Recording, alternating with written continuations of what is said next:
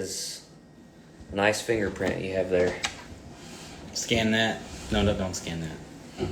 I guess you need my thumb to really do anything these days. If you want to like download an app or something.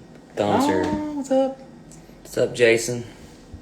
Thumbs are important these days. That's for sure. The imposable thumbs. What's up, What's everybody? up, Autumn House? Man, everybody's just filing in. Yeah. You didn't have anything better to do on a Tuesday? What is wrong with you all? Luke's ready. Yeah. So today we're going to be talking about the final song on side A of Kings of the Dairy Queen Parking Lot. This song is called Momma, I'll Be Okay.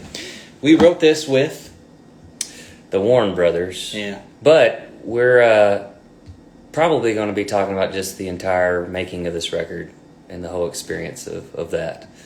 We miss you too, Autumn. Me and my wife were just talking about you today. So let's get Luke in here and talk about this behind the scenes of the record. I'll get it. Yeah, you do it.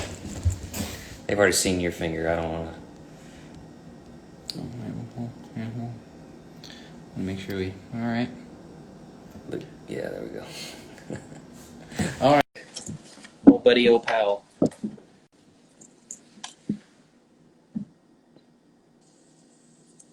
Ah! What's up? Hey, man. What happened to your eyes? Man, it's just one of them days. It's 2020, right? That's what happened. Yeah. 2020 vision. How you doing, man? Good. Thanks for having me on. Thanks for joining us, man. I don't know if you've caught any of the other, we'll call them episodes.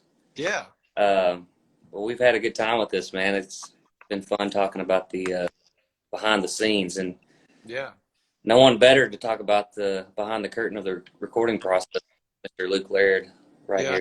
I can tell you guys about all the fights that went on in the studio. All the We made it through. Yeah, we did. A lot of scuffling. I was underwhelmed by, the low amount of crotch shots, nut taps. I figured there'd be more of those, but people really were way more polite. Well, especially since it was before COVID and everything, but I don't know. Yeah. I wore my cup one day and everything, and didn't even get to use it. Solo cup? Stay away from the drummer. Yeah, right. Oh, I used to have a problem with that back in the day. I did a little too many taps, and I had a problem with it. Really behind the scenes. I like that. Yeah. Well, so if it's cool with you, why don't you tell the lovely people out there listening how maybe how you heard about us and how we started working together and talking through working together and things like that. Yeah, well, honestly, the way I met these two guys right here, I first heard the few songs that they put out, and I just was really captivated by the sound and just their voices and really the songs, which I think being a songwriter, that's kind of what always tends to catch my attention first are the songs. And so I don't know if I Instagram stalked you guys or what, but we ended up getting together and we didn't even actually finish a song, but we had such a great time hanging out, and I just kind of let them know what a big fan I was. And, if there was any way to be involved or just kind of help out or write or, I was just a fan no matter what. So I remember you guys asked me to go to breakfast one day, and we just kind of talked about music, and it was just real low pressure. And then we got together again, and you guys mentioned about possibly having me in to help produce. And like I told these guys from the beginning, they don't need a producer. They're both great producers on their own. And I think really at that point, you guys can correct me if I'm wrong, but you just worked these songs so many different ways. And I think what you just needed was like an outside, non-biased opinion, third party. And I think that's kind of where I came into the picture. And I feel like it worked really well because, once we got in the studio, I felt like it felt really natural. And again, like I said, you guys are great producers, but I think I was kind of there to just try to help bring it over the finish line, because you guys had lived with these songs for so long and already knew kind of what you wanted, even with musicians and everything. And I feel like it was, you know, hopefully for you guys, a good experience as far as just somebody else in there saying, like, to Anthony, no, that guitar part's great, don't overthink it. You guys are, you know, the cool thing about making this record too is both you guys are such great players, and I really felt like that was kind of the key going into the studio with the other musicians, because they were all going to feed off the way that you guys played.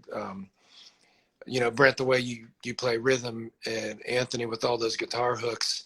And I feel like that's exactly what happened. The players were awesome, and they really just complemented and enhanced what you guys did. And I was just glad to be along for the ride.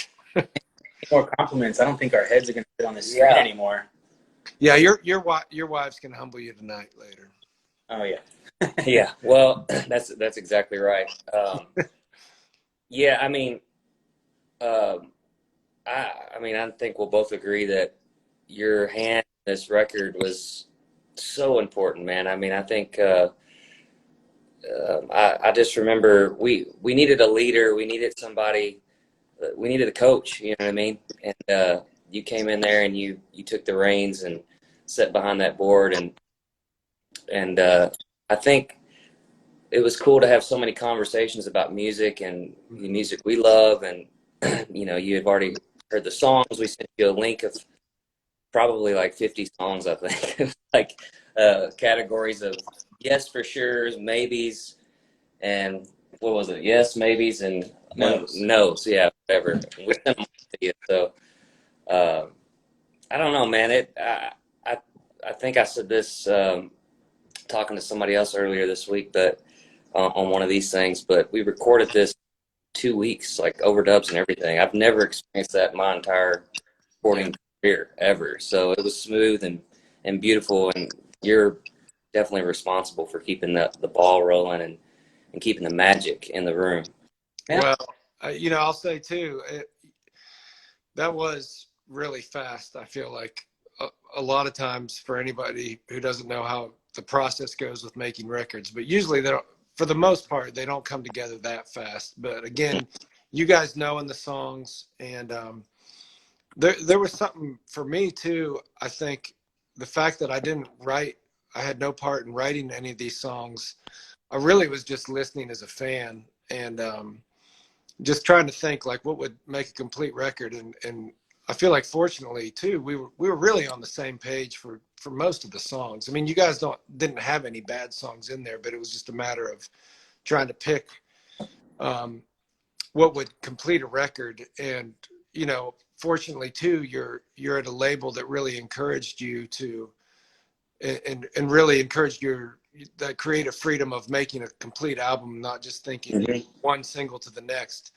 And for me, I guess in a producer role, that's really awesome, because there's something cool about getting to know, and I know we talked about this a lot, but just about records that were made back in the day, how you're really thinking of a whole concept of a whole album, and we really had the freedom to do that. So you got to thank Broken Bow for that, because it's just really rare these days. You know, a lot of new artists, they're not getting that opportunity to go in and make that first album with those creative freedoms. It's everything has to be thought of as what's going to be the first single. And so I think it's cool the way that you guys have done this, and you kind of see with the fans which songs they connect to.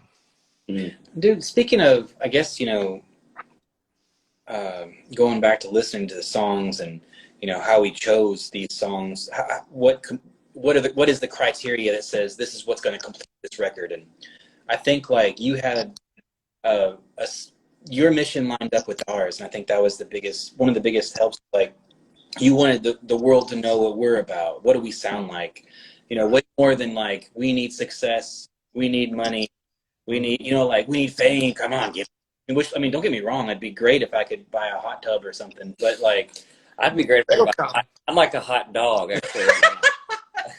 That's how poor I am. But man, I remember, you know, listening to songs and talking about stuff, like we were so much on the same page. Like, yes, that's the kind of thing you need to do. Like, that's what just, you know, you would say, encourage us and kind of like spotlight a little bit, like say, that's what I love about you all. You're special because of that, because of that. And it encouraged us to like, oh, I'll do more of that then. And it really, I feel like, paved the way so that when we got into the studio, we were confident. Like we were, you know, oozing with confidence. And we sat down with these amazing players that honestly, usually I'm like, you know, I've done some session work and I'm not, you know, I'm not as technically proficient or, you know, as I guess just musically dexterous or whatever. Dexterity.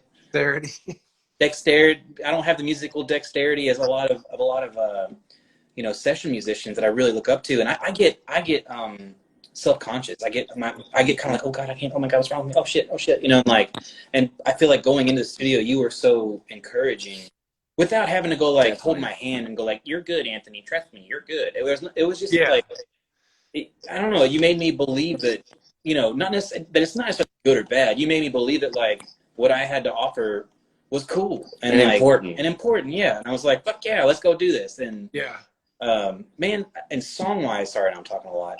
Song-wise, too, there was one song Brent and I were so excited about, Wild Woman.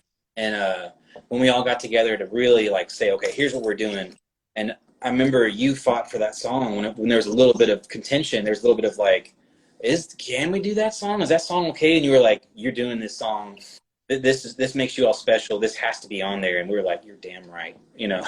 Well, that song is one of those songs that, you know, when I heard it, I couldn't imagine any other artist doing it. And so I felt like it really stood out as far as like, this is who we are as artists. And, you know, my role is to, what makes you guys unique, and how can I, you know, I'm not making it. I'm just trying to bring more of that to the forefront. And yeah, and it's all about, you know, your harmonies, the way you both play. Those are what make you unique. I mean, you know, every artist here in Nashville has access to all those same musicians that we used on this record, but I feel like the way that you guys sing and played brought something out of them that really complemented what you guys do well. And I feel like we got something that, it doesn't sound like you're chasing a trend, but it also isn't like just a throwback and trying to be like a retro thing, but it's really uniquely you guys. And that's what all my favorite artists have. Oh man, that's cool, man. I do remember there was a couple other things that got us through this recording process: Baja Burrito and Big Machine Coffee.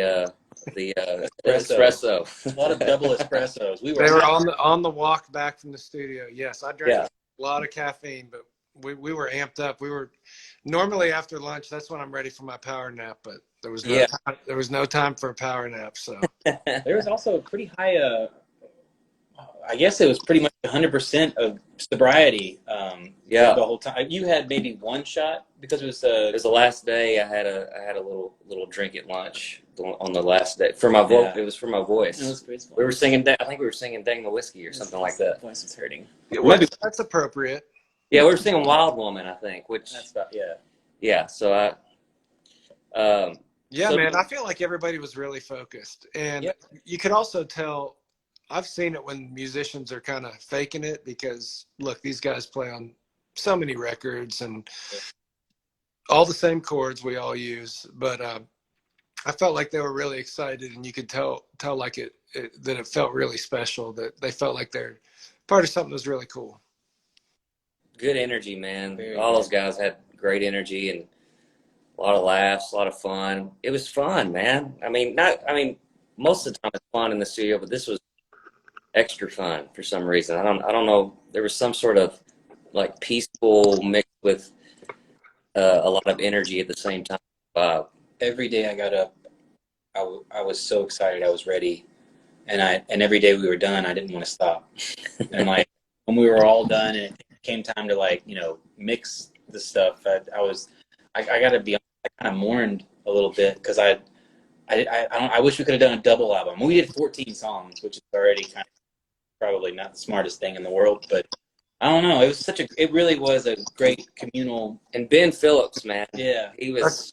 That's Oh, what I'm gonna say. I feel like Ben was the secret weapon on this project because you guys had really worked with him a lot before, and yeah, I never really had, but you know, he's a great tracking engineer, and just the way he was getting the stuff already sounding in the studio, I really feel like it was a good call on having him mix the record because he goes way back with you guys, so he knows what your tastes are and the kind of sounds you like, and I feel like he just killed it. he did, man. He did. Do you have a favorite song on the record? Oh man. Put you on the spot. That was a question somebody asked on the comments. The Oh, next okay. I haven't been paying attention. I'm you know. Oh yeah, it just caught my eye briefly. So we're actually going to get you to rate all of them Yeah. from 1 to 14. Yeah, we'll do that here. Man, honestly, it's hard to pick one, but I think the one you guys were talking about tonight, Mama, I'll Be Okay, is, you know, that's the other thing. The first time I got to see you guys play live was over at the Springwater when you were doing residency there. And that, I mean, I was already all in, but seeing that and just how awesome you guys are on stage and how great you are live, as far as like what you hear on the record is what you guys sound like live, which is not always the case. And but when you kind of break it down and play that song, I love it because it really, it's country and it sneaks a little bit of those bluegrass harmonies in there, which, you know, being from Kentucky, you guys, you're going to do that. So that's for sure one of my favorites. mine too, man. That's one of my favorites. I feel like every time I listen through, I end up having, it's like, well, this one's my favorite, or this one's my favorite. But I know one that, you know, when we were listening back in the control room after we tracked it with the band, and then, you know, the rough mix and all the way through Wild One, I've never headbanged so hard to music that I've been involved in. And it's just like that one, every time I'm just like, yes, yes. Which is on side B, by the way. That's Yeah. not out yet, but will be coming out next year. Well, another one, I don't know why I didn't say this either, but another one for sure, which you guys know I've loved since day one, is Way Back. Oh yeah.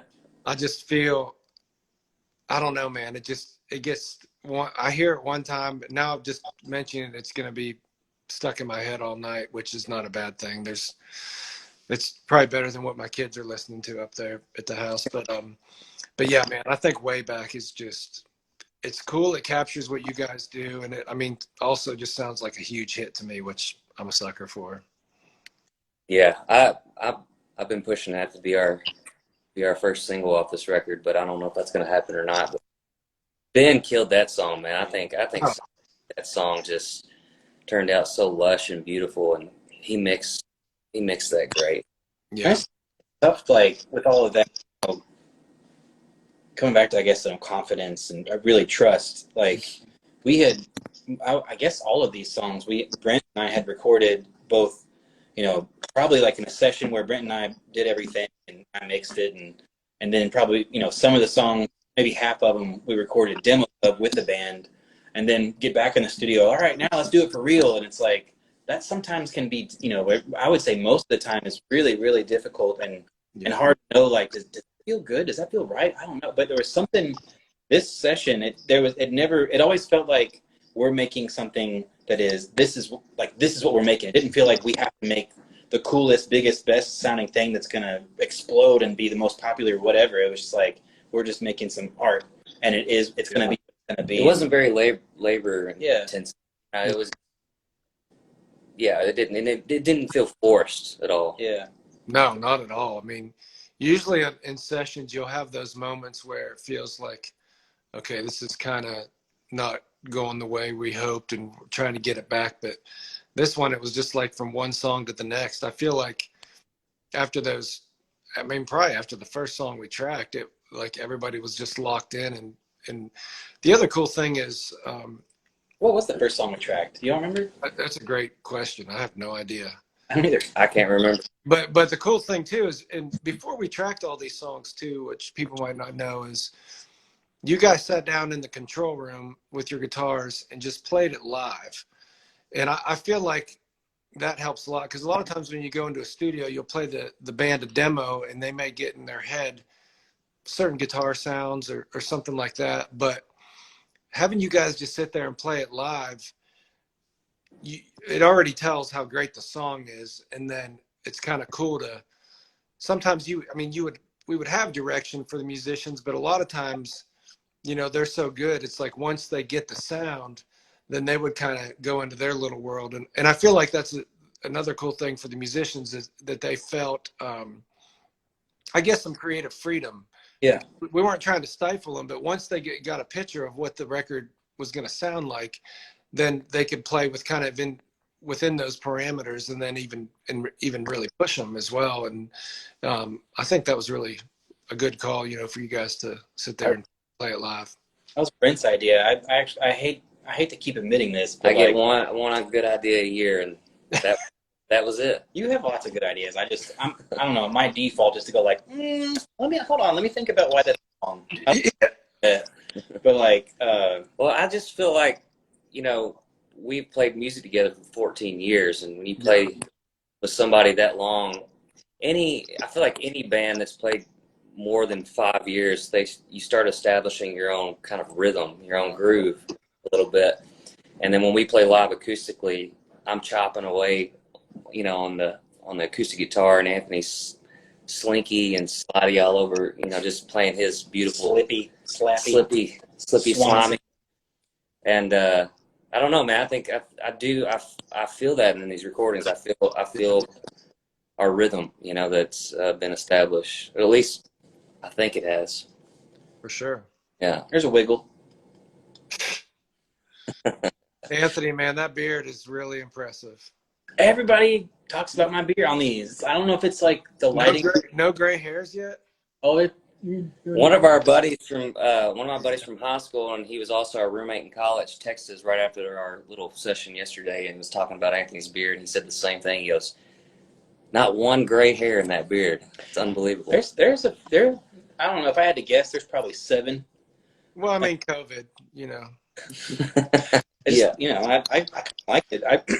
Whenever I see silver hair like popping out on the sides and stuff, I kind of like, ooh, hey. I think it's good, man, because we all know that sex sells, and it's nice to have that, you know. I can't help that I'm sexy. It's a gift. Yeah. Oh man.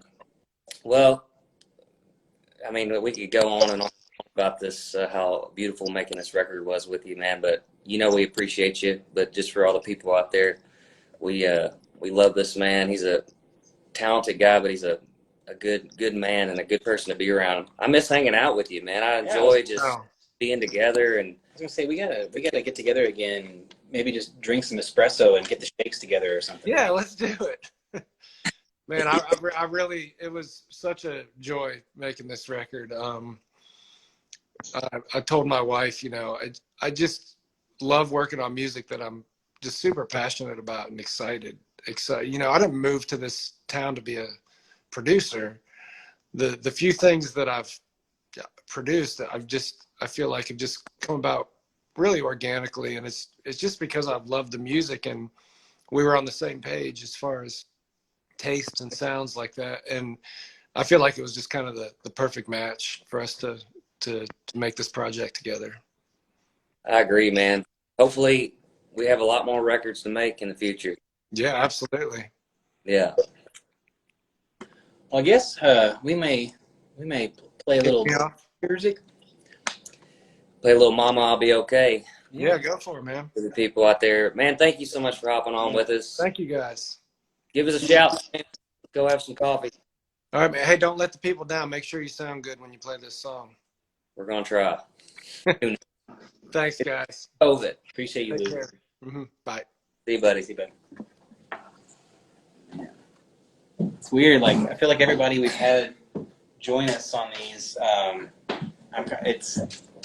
just kind of freak out a little bit. I'm like, oh my God, we haven't seen you in forever. I've missed you so much. And I don't know. I guess a lot of us are feeling a lot of that. And little segue into this song. It's about, you know, I've been thinking about this line today. Sometimes if you're going to get but if you're going to get somewhere, sometimes you got to leave.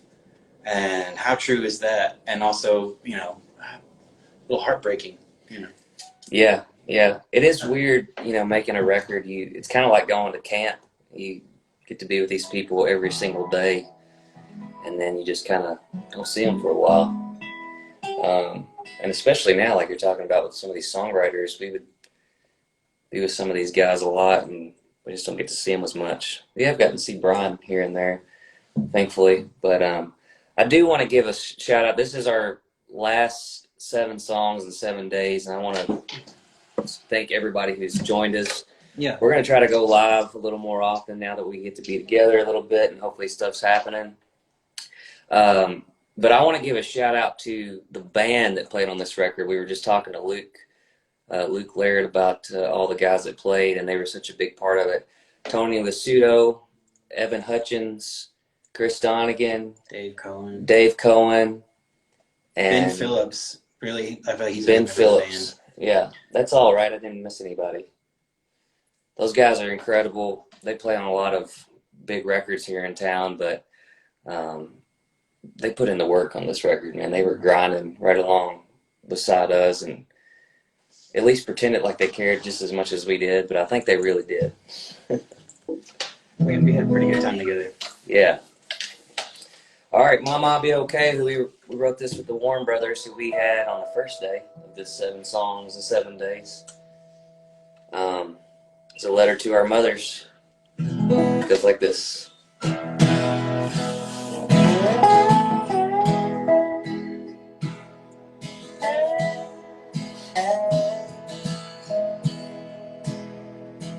I know this ain't the life you would have chose for me. A rebel with a guitar, chasing down a dream. But if you're gonna get somewhere, sometimes you gotta leave. I know I don't call home as much as I should. I try not to drink too much, and I'm eating pretty good. And that motel getting by, I don't read, but I should. At least I thought about it, and I think that's pretty good. My heart's in Kentucky, my song's in Tennessee, my girl's in California, and I sure miss all 3. Daddy taught me how to work, and you taught me how to pray. So don't worry about it, Mama, I'll be okay.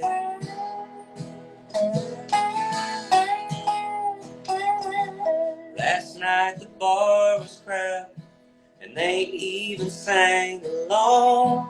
And that record man told me, boy, it won't be long. I'll save a little money and buy a ticket home. I'll be there by Christmas, so leave the porch light on. My heart's in Kentucky, my song's in Tennessee, my girl's in California, and I sure miss all 3. Daddy taught me how to work, and you taught me how to pray. So don't worry about me, Mama, I'll be okay.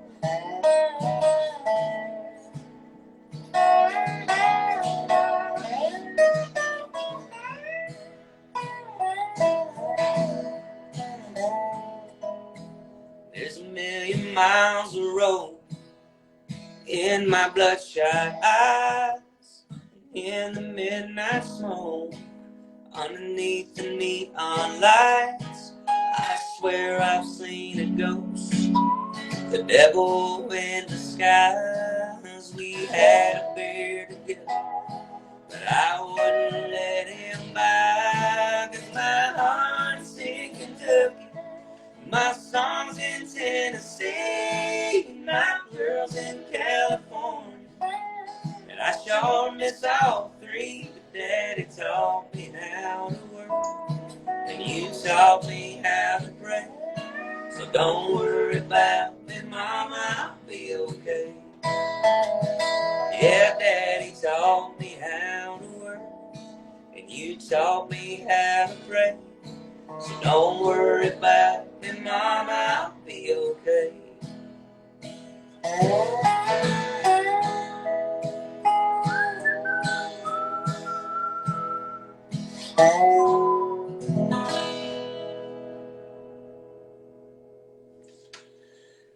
Whew. Man, I love that song. I did forget to mention while Luke was on here, he has a new record out right now as well. Mm-hmm. And I love that record. It sounds super honest and straight from the heart. So check out Luke's new stuff. Thank you all so much for joining us and all of these when we've been going live the past week and a half or whatever it's been. It's been pretty fun. It was cool to do some on the road, and it's been a blast. We don't go live a lot. Maybe we'll start doing more of this, and we'll get on and talk about, other things, music related and otherwise. But thank you all so much for joining us. We're going to hop off here. Take care, y'all. See you soon. All right, everybody.